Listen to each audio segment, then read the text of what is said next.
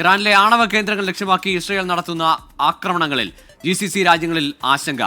ആണവ കേന്ദ്രങ്ങൾ ആക്രമണ ലക്ഷ്യമാക്കുന്നതിനെതിരെ ഖത്തർ ഉൾപ്പെടെയുള്ള ഗൾഫ് രാജ്യങ്ങൾ നേരത്തെ മുന്നറിയിപ്പ് നൽകിയിരുന്നു.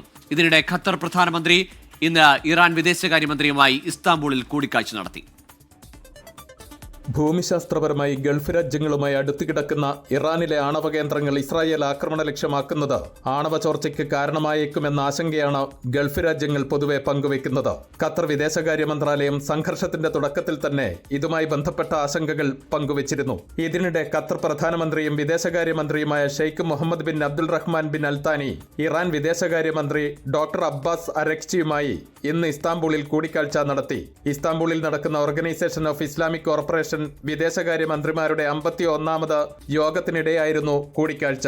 ഇറാനെതിരെയുള്ള ഇസ്രായേൽ ആക്രമണവുമായി ബന്ധപ്പെട്ട ഏറ്റവും പുതിയ സംഭവ വികാസങ്ങൾ ഇരു നേതാക്കളും ചർച്ച ചെയ്തു. ഇറാനെതിരായ ആക്രമണത്തെ ശക്തമായി അപലപിച്ച ഖത്തർ പ്രധാനമന്ത്രി ഇറാന്റെ പരമാധികാരത്തിന്റെയും സുരക്ഷയുടെയും നഗ്നമായ ലംഘനമാണിതെന്നും അന്താരാഷ്ട്ര നിയമങ്ങളുടെയും തത്വങ്ങളുടെയും വ്യക്തമായ ലംഘനമാണ് ആക്രമണമെന്നും ആവർത്തിച്ചു.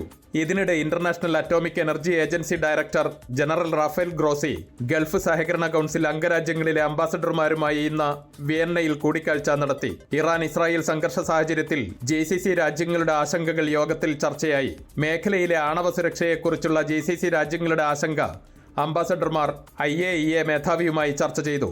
റേഡിയേഷൻ സുരക്ഷയ്ക്കും അന്താരാഷ്ട്ര ആണവ സുരക്ഷാ സംവിധാനത്തിനും നേരിട്ടുള്ള ഭീഷണി ഉയർത്തുന്നതാണ് ഇത്തരം ആക്രമണങ്ങളെന്ന് അംബാസഡർമാർ ചൂണ്ടിക്കാട്ടി.